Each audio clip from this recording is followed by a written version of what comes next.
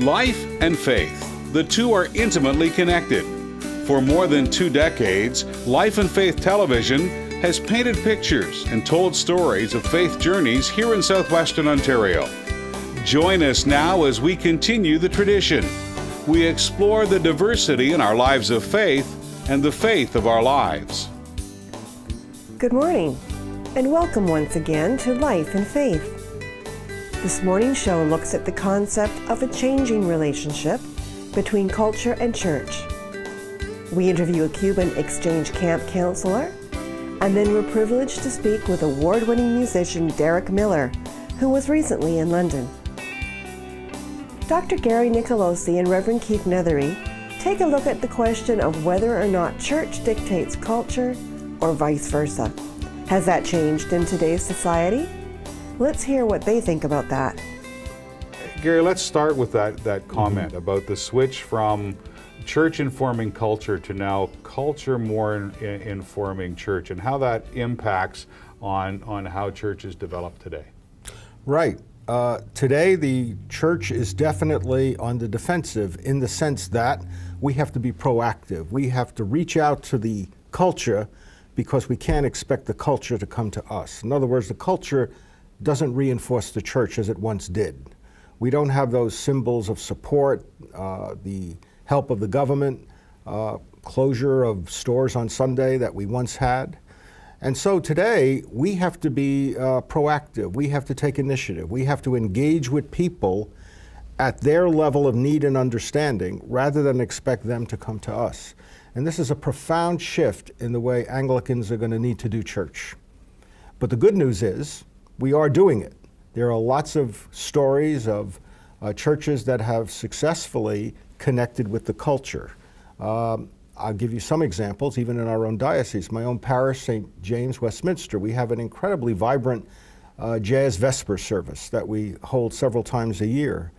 And we're speaking the language of culture with jazz. We're speaking a language that perhaps may not be church, but yet reaches people spiritually.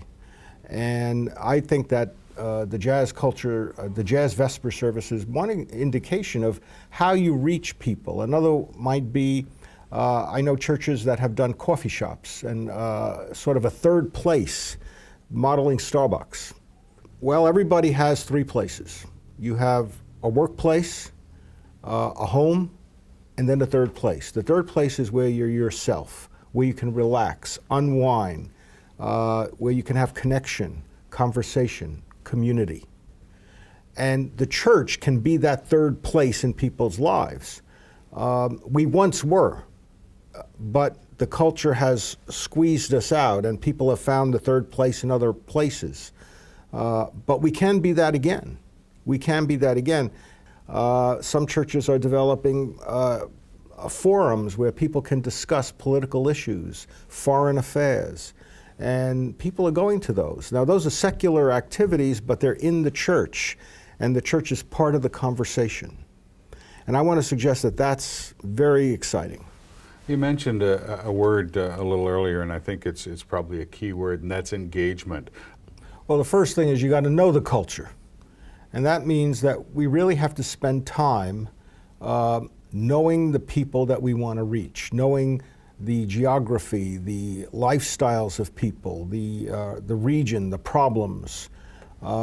If you don't know the people, you can't reach those people. You can't minister to those people effectively. And so one of the things I say to churches is that we have to be cultural anthropologists. We have to be versed in knowing culture as well as we know Scripture.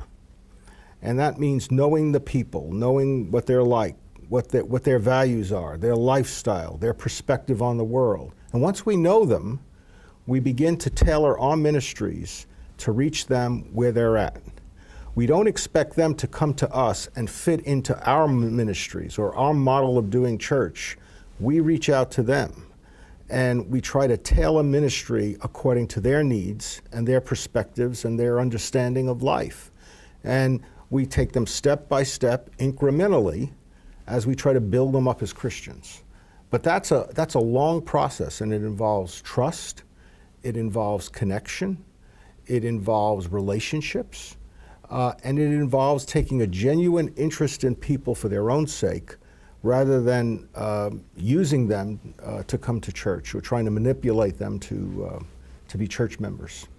In your experience, how does that, shall I say, a new methodology of encountering the culture, is that an easy sell? Is it hard to get people to jump in and be involved? Well, it's hard only in the sense that some congregations are inwardly focused. If you're inwardly focused, if you're always thinking about survival and about meeting the budget, of surviving week by week, month by month, sure, it's going to be very difficult. But once we develop the confidence to look out and realize that God is with us and that we are called by God, commissioned by God, to reach out to the people around us, that the purpose of the church is to love God, to love people, to reach out to others. Once we understand that, and we have that confidence that we are indeed commissioned by God to do that, then we begin to develop the understanding, the strategies that will reach out to people. We begin to make the effort. But we have to move from being inwardly focused to being outwardly focused, to not focusing simply on our own members, but focusing on the non-church goers, the people that are around us who may be spiritual but not religious. And by the way, I think this is genuinely Anglican, because if you think of the Anglican Church, especially in England, it's always been a community church. It's been for all people. It's been inclusive. The church, the parish in England, is a parish in the sense that ministers to everybody within a geography. Nobody's accepted, except if you want to accept yourself. And I think that's Anglican. And I love the famous quote by Archbishop William Temple: "The church exists for the benefit of those who do not belong to its membership." Now that's, I don't think you get any more Anglican than Archbishop Temple, and he said it as clearly as anybody has ever said it. What I'm hearing you say, and I'll give you a chance to perhaps build on this, is we have to stop marketing the church and start marketing God, Jesus, faith, the Spirit, and all those kinds of things. Can you react to that? Absolutely. Here's a point of interest, that churches that are growing are passionate about Jesus. They're passionate about spiritual transformation. They understand that the one thing the church can offer that nobody else in the culture can offer is God. We can offer an experience of God. We can help people come to know Jesus. And nobody else can do that. Nobody else wants to do that. Government doesn't do it. Business doesn't do it. The schools don't do it. It's the church. The church can offer an experience of God. It can help people to know, love, and serve God. And so the church at its best is a community of transformation, drawing people into an experience with God and Jesus. And when we do that, and churches that do that, are successful in the sense that they do reach out to people. There is an innate hunger for God in our culture. I don't care how secular the culture is, there's a longing in every human heart for something more. We call that the desire for transcendence. Every human being has that. And if we can tap that, reach that, and see, and for those people to see the church as relevant and being able to meet that yearning for transcendence through an experience with God, we have a chance to really reach this culture in a very powerful way. We have the resources as Anglicans to do that. We have the Bible, we have the sacraments, we have a wonderful heritage and tradition of prayer and spirituality and deep Christian reflection. We can do it, but we have to be intentional about it and recognize that our primary mission is to help people experience God. Last point I want to make very quickly is that there's a good news for the church, and here it is. We know that the most open demographic group to coming to church today is young families with children. This has been proven. Young families with children who have children are more likely to consider going to church than any other demographic group in Canada.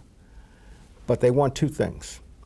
First, they want quality Christian education for their children, which includes an experience of God as well as the knowledge and the curriculum.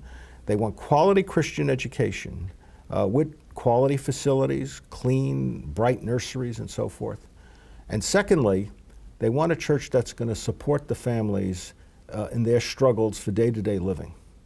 And churches that can do those two things, support families and offer quality Christian formation, are churches that can reach the most vital and interesting demographic group in Canada, young families with children.